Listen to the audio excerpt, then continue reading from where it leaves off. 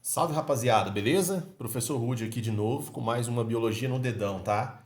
Hoje a gente vai falar um pouquinho sobre bioquímica da água e dos sais minerais, tá? Sais minerais também conhecidos como eletrólitos, tá bom?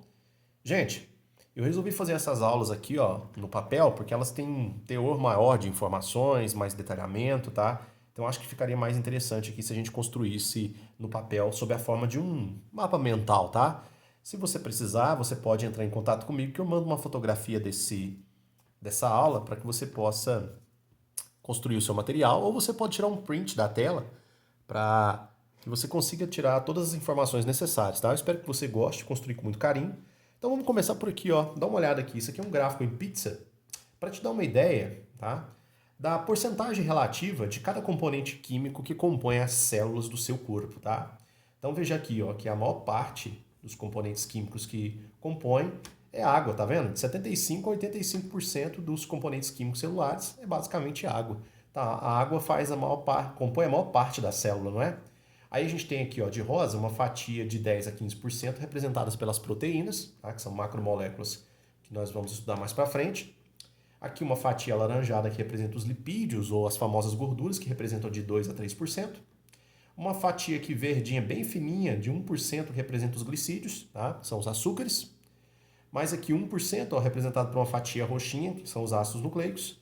E essa fatia preta aqui representando aqui em 1% outras substâncias. Dentre elas a gente pode citar aqui os sais minerais, tá bom? Que a gente vai discutir daqui a pouco numa outra imagem aqui que eu coloquei para vocês, tá? Eu dediquei essa primeira aula aqui à água, tá? Vamos entender algumas propriedades da água aqui que são relevantes para a biologia, tá? Muito bem, antes da gente falar da importância da água nos processos biológicos, vale a pena a gente lembrar algumas coisinhas aqui, alguns aspectos químicos, tá? Primeiro, a água é uma substância composta, né? Ela é formada por moléculas de H2O. E essas moléculas de H2O eu estou representando aqui, ó, com essas bolinhas azuis e vermelhas, tá vendo aí? Inclusive eu dei zoom para uma aqui, ó, para que você possa entender uma coisa. A molécula de água, ela é formada pela ligação química entre o átomo de oxigênio e dois átomos de hidrogênio. Tá? A ligação química aqui todo mundo sabe que é uma ligação covalente. Ligações covalentes são caracterizadas pelo compartilhamento de elétrons. Agora eu quero chamar a atenção de vocês para uma coisa. O oxigênio, pessoal, ele é mais eletronegativo do que os hidrogênios. Qual que é o resultado disso?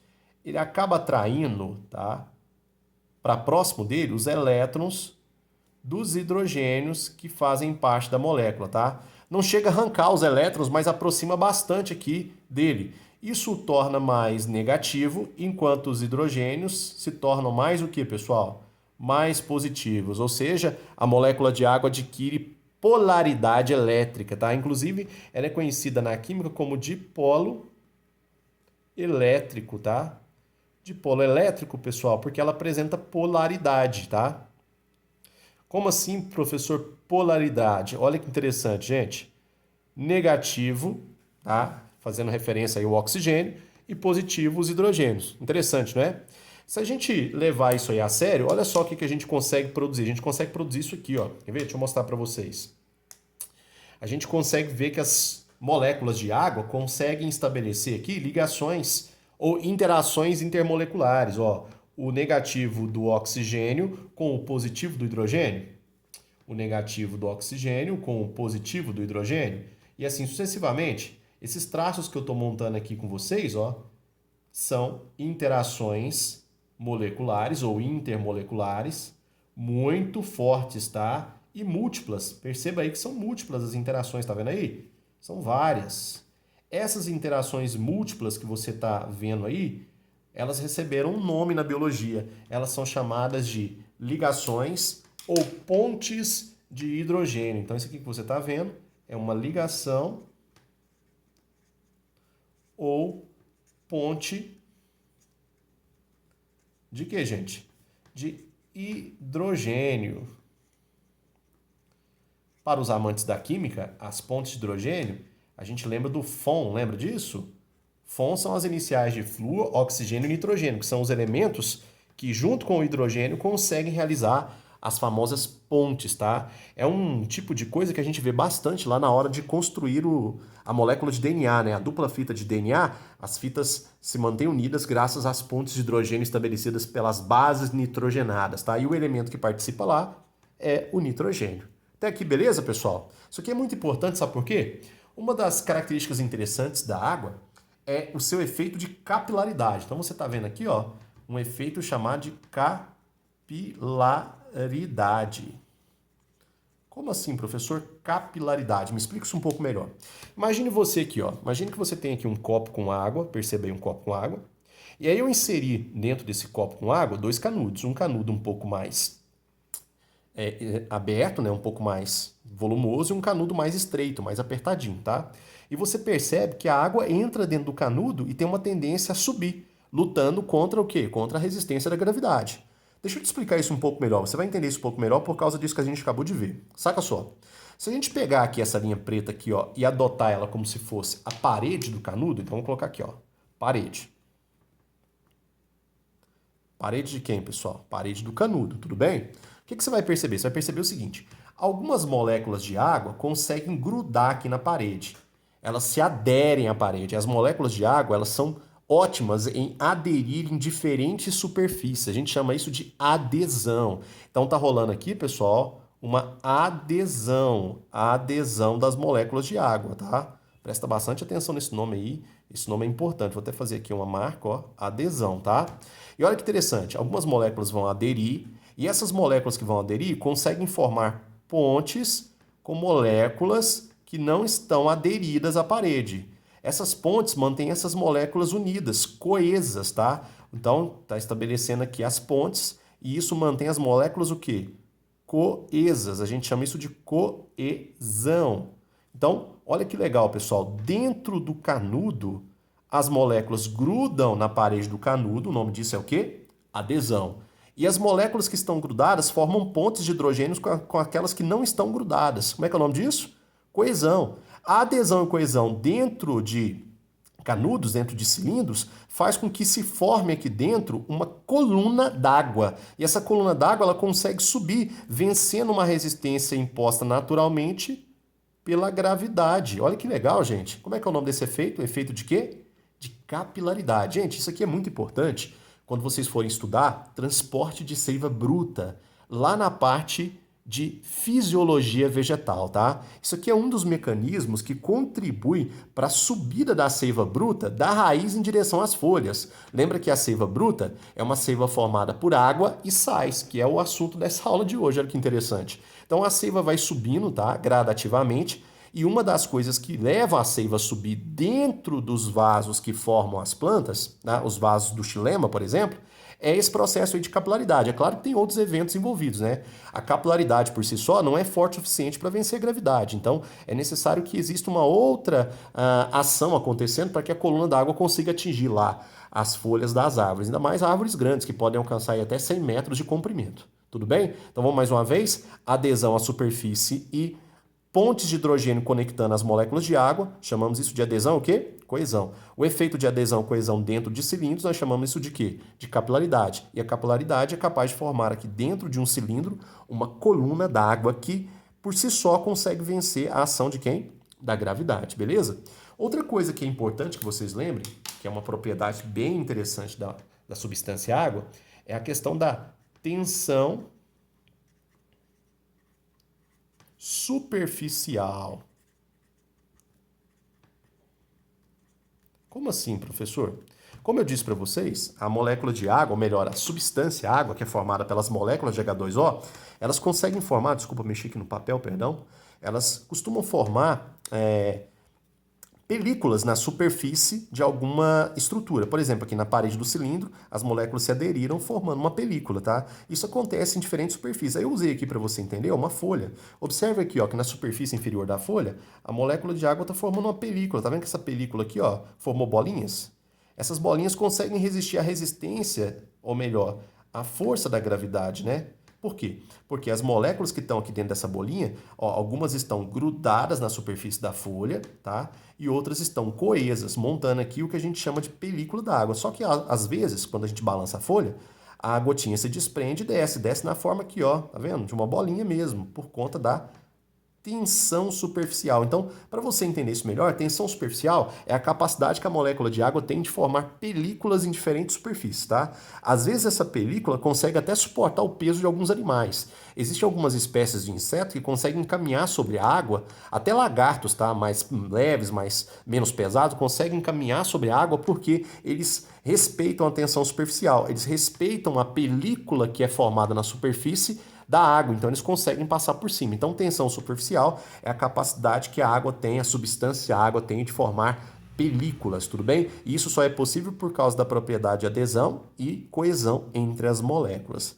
Beleza, beleza? Muito bom, eu quero que vocês guardem isso, tá? Então, a molécula de água é um dipolo, esse dipolo faz com que as moléculas interajam formando a substância água. A substância água, ela tem a capacidade de formar colunas d'água dentro de cilindros, a gente chama isso de efeito de capilaridade, e em diferentes superfícies forma-se uma película por causa da sua tensão o quê?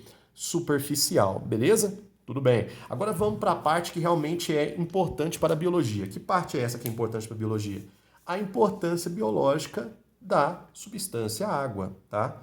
A substância água, ela participa de diferentes eventos biológicos e alguns deles são muito importantes da gente listar aqui. Bom, o primeiro evento biológico que eu quero que vocês lembrem é que a substância água, ela cria e participa de reações químicas. A água cria um ambiente favorável a reações químicas. Nós chamamos isso de meio aquoso, lembra? Então, a água cria um meio aquoso onde várias reações químicas vão acontecer. E ela participa diretamente também de reações químicas. Dá uma olhada aqui para você ver que interessante, ó. Imagina o seguinte, imagina que essas bolinhas alaranjadas que vocês estão vendo sejam um polímero. Vamos colocar aqui, ó, isso aqui é um polímero.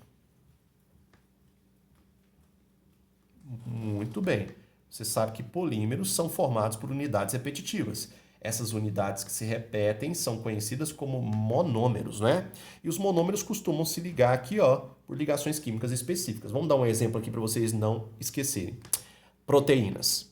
Proteínas são polímeros formadas por monômeros chamados de aminoácidos. Agora, olha que interessante, pessoal. A gente consegue quebrar polímeros usando a molécula de água. Esse processo ficou conhecido como hidrólise.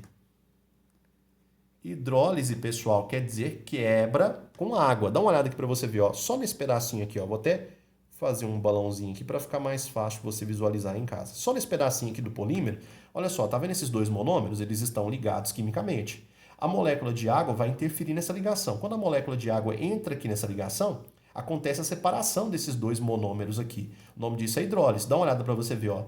Uma parte ou um monômero vai se ligar a um hidrogênio e o outro monômero vai se ligar ao OH, ou seja, houve a separação usando a molécula de água. O nome disso é o quê? Hidrólise.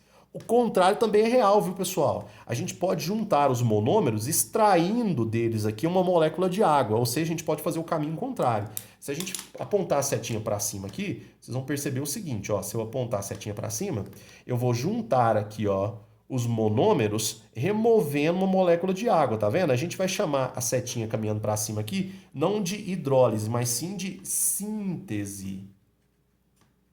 Como é que é o nome? Síntese. Em alguns textos de química, a gente pode chamar isso aqui também de condensação. Então, quebrou com a molécula de água, o nome disso é o quê? Hidrólise. Tirou a molécula de água juntando monômeros, a gente chama isso de síntese ou condensação. São duas reações importantes envolvendo a molécula de água, beleza? Outra coisa interessante que vale a pena a gente lembrar aqui nessa aula é a questão do equilíbrio térmico. Professor, o que é isso, equilíbrio térmico? Ó, gente, equilíbrio térmico é o seguinte, ó. Primeiro, a água apresenta uma coisa chamada de calor específico. E o calor específico da água é alto ou elevado, tá? Estou anotando aqui para vocês. Bom, vou traduzir isso aqui para quem não é tão aficionado por física ou química, tá? Quando uma substância tem um calor específico alto, quer dizer que para você mudar a temperatura dessa substância, você tem que consumir muita energia. A substância deve absorver muitas calorias, muita energia para mudar a sua temperatura.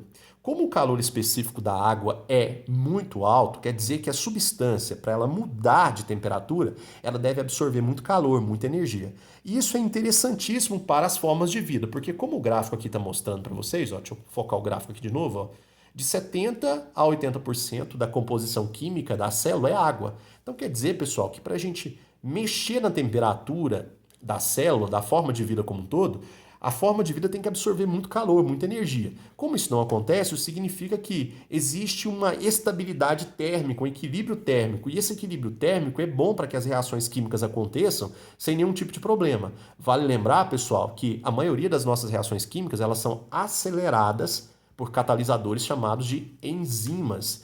E se as enzimas sofrer algum tipo de alteração, a gente pode perder uma reação química. E uma das alterações que as enzimas podem sofrer é o desmanche por aumento de temperatura. A gente chama isso de desnaturação, beleza? Então, pelo fato da água ter um calor específico elevado, para você mexer na temperatura da água, você tem que consumir muita energia, absorver muitas calorias. E como a maior parte da célula é água, quer dizer que você tem que absorver muita energia ou muitas calorias para mexer na sua temperatura. E como você basicamente é água, quer dizer que você tem um equilíbrio térmico ou uma constante térmica interessante, beleza? Muito bom. Olha aqui, ó, distribuição de substâncias. Gente, a água, ela é pouco, vou colocar uma setinha para baixo assim, ó, viscosa. Lembra o que é isso, pessoal? Uma substância que é viscosa, quando ela é pouco viscosa, ela escorre rapidamente numa superfície, tá? Por exemplo, se você pegar um balde d'água e jogar na sua parede, você vai ver que uma boa parte da água vai escorrer, porque ela tem pouca viscosidade. Vamos pensar no mel agora. Imagina que você pegou um pote de mel e jogou na parede. O mel vai escorrer devagar porque ele é muito viscoso, tá? Então, viscosidade tem a ver com a capacidade de escorrer numa superfície. Então, como a água ela é pouco viscosa, quer dizer que ela é muito fluida, ela se movimenta bem. E como ela se movimenta bem, ela pode ser usada como um fluido de distribuição. Ou seja, a gente pode dissolver na água algumas substâncias e transportar essas substâncias usando a água. Veja o seu sangue, por exemplo. O seu sangue é basicamente água. O plasma sanguíneo é água. E o plasma, ele tem um número muito grande de substâncias dissolvidas. Essas substâncias que estão dissolvidas no plasma são substâncias que devem ser transportadas para diferentes partes do seu corpo para abastecer as suas células, tá? Com nutrientes. Interessante isso, não é? Muito bom. Outra coisa que eu quero que vocês lembrem com relação a essa questão de capacidade de se movimentar é que a água ela executa um processo chamado de osmose. Vocês lembram disso, pessoal? Vou até fazer aqui uma marca, ó. Osmose, ó. Imagina o seguinte, imagine que você tem dois ambientes, você parar esses dois ambientes aqui com um tracejado, tá? Num ambiente você tem uma grande concentração de soluto, sal, por exemplo. Então vamos colocar aqui, ó, sal, tá? Que é assunto dessa aula de hoje. E no outro ambiente você tem pouca concentração de soluto. Um ambiente é mais concentrado, o outro é menos concentrado. Qual que é a ideia aqui, pessoal? Como a água se movimenta bem, ela é pouco viscosa, ela tem um bom poder de movimentação, a água consegue passar do ambiente menos concentrado para o mais concentrado, tá? Beleza? Esse processo onde a água se move de um ambiente de baixa concentração para um ambiente de alta concentração ficou conhecido na biologia como osmose. E é um assunto muito interessante, a gente vai estudar isso ainda em células, tá? A capacidade osmótica, tá, da água vai influenciar lá na sua digestão, na sua excreção, na sua pressão arterial, tudo isso envolve água, beleza? Tudo isso envolve movimentação que a gente chama de osmose. Agora, professor, por que a água movimenta do ambiente pouco concentrado para o mais concentrado? Por causa disso aqui, ó, lê aqui para mim. A água, ela é um solvente, tá? Ela dissolve substâncias com a mesma natureza que ela tem. Lembra que a água é formada por substâncias que têm polaridade? Lembra que a substância a água é formada por moléculas que têm polaridade? Que moléculas que são essas? Moléculas de H2O, lembra disso? Então, a água ela é capaz de dissolver substâncias polares. Então, a gente pode entender a água como um solvente polar. Então, a água vai dissolver, por exemplo, sais minerais, algumas moléculas que têm polaridade, por exemplo, alguns açúcares. Então, a água ela é um solvente, tudo bem? Solvente de natureza o quê? Polar. Por que eu estou frisando solvente de natureza polar? Porque algumas substâncias são apolares, elas não têm polos elétricos, elas não têm carga positiva nem negativa. Então, essas substâncias não interagem com a água. Por exemplo, os lipídios, que eu coloquei aqui no gráfico para vocês. Ó. Os lipídios eles são apolares, então eles não interagem com a água, não diretamente, beleza? Outra coisa que vale a pena a gente lembrar de encerrar essa parte aqui envolvendo água é a questão dos elétrons. Água, ou melhor, as moléculas de H2O, elas são doadoras de elétron no processo de fotossíntese. Para isso acontecer, a molécula de água ela é quebrada. Ela é quebrada em dois prótons hidrogênios, 2 elétrons e meio gás oxigênio. Esse processo, pessoal, acontece na presença de luz e ele ficou conhecido como fotólise. Fotólise, pessoal, significa quebrar água na presença de luz. Essa reação química que você está vendo aqui, ó, da água sendo quebrada em hidrogênios, liberando elétrons e meio gás oxigênio, vai abastecer a fotossíntese com elétrons, tá? Elétrons esses que vão passar por diferentes proteínas de óxido-redução, liberando energia para a gente montar ATPs, que é um assunto que a gente costuma estudar lá na parte de fotossíntese, a fase do claro, tá bom? Bom, então essa primeira parte aqui, ó, está pronta, tá? Vamos fazer uma revisão rápida aqui para que você possa depois estudar com calma. Bioquimicamente, a água é o componente mais abundante das células, variando aí de 70% a 80%. É claro que esses valores aqui sofrem alterações, né, pessoal? A idade influencia nesse valor, as espécies que estão sendo analisadas influenciam nesse valor, até mesmo quais estruturas estão sendo analisadas. Por exemplo, se você analisar células do sistema nervoso com células do sistema ósseo, você vai ver que as células do sistema nervoso têm mais água, porque o metabolismo é maior, tá? Isso é um assunto para a gente ver depois. E a água, a substância água, ela é formada por moléculas de H2O. Essas moléculas, elas são conhecidas na química como dipolo elétrico, porque elas têm polaridade, tá bom? Elas conseguem formar entre si ligações ou interações intermoleculares fortes, chamadas de pontes de hidrogênio. Bom, a substância água, ela desenvolve um efeito chamado de efeito de capilaridade. A água consegue entrar aqui em cilindros e formar colunas, tá? A coluna d'água aqui, ela só é possível porque as moléculas aderem à superfície, o nome disso é adesão, e se conectam umas às outras pelas pontes de hidrogênio. O nome disso é o quê? Coesão.